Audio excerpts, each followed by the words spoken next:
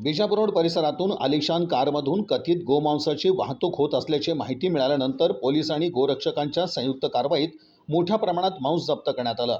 या प्रकरणी वाहन चालकाविरुद्ध गुन्हा दाखल करण्यात आला असून पुढील तपास सुरू आहे।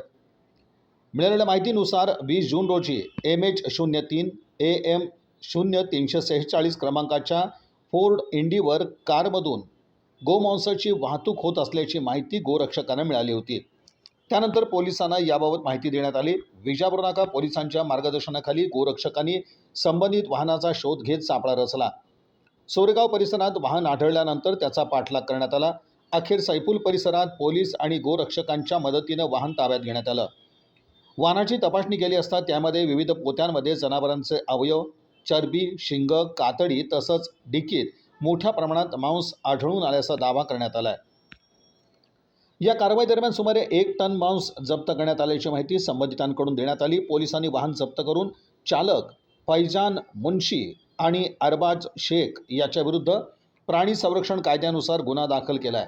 ही कारवाई सोलापूर शहर पोलिसांच्या मार्गदर्शनाखाली पार पडली। या कारवाईत पोलीस उपायुक्त प्रीतम यावलकर आणि हिंदवी सेनेचे अध्यक्ष सुधीर बहिरवाडे यांचं मोलाचं सहकार्य लाभलं। कारवाईत गोरक्षक लतेश हिरवे, प्रसाद झेंडगे, सूरज शिंदे, अक्षय बनसोडे तसंच हिंदवी सेनेचे पदाधिकारी सहभागी झाले होते। दरम्यान जप्त करण्यात आलेल्या मांसाचं स्वरूप आणि त्यासंदर्भातील कायदेशीर बाबींची पडताळणी पोलिसांकडून करण्यात येत असून तपास अहवालानंतर पुढील कारवाई केली जाणार आहे। जय श्रीराम।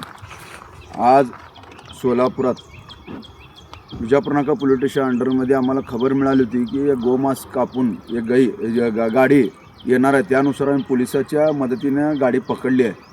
मित्रांनो, हिंदूंनो, आज बघा गोमातेचे काय हाल व्हायला लागले। आज एकनाथ शिंदे साहेबांनी गोमातेला राज्यमातेचा दर्जा दिला, परंतु याचा काहीसुद्धा उपयोग झालेला नाही आहे। का झालेला नाही तर अजून का सरकारनं कायदा जेवढा पाहिजे तेवढा घट्ट केलेला नाही आहे। सरकार मदत करत आहे, ही गोष्ट खरी आहे, परंतु कायदा कमीत कमी 10 वर्षाची सजा पाहिजेत, त्यावेळेलाच कुठंतरी हे थांबणार आहे, त्याशिवाय हे थांबणार नाही। गुजरातमध्ये 10 वर्षाची सजा आहे, मध्य प्रदेशमध्ये आहे, पण इथंच महाराष्ट्रात का सजा 5 वर्षाची आहे? त्यांना टेबल जामीन मिळते आहे। हे सर्व काही खंत आम्हाला खूप वर्षापासून याचा पाठपुरावा करत आहोत आम्ही। शासनात लवकरात लवकर करावी। फडणवीस साहेबसुद्धा आम्हाला मदत करतात, परंतु अजूनसुद्धा फडणवीस साहेबांनी गृह खात्याला अजूनसुद्धा आदेश द्यावा की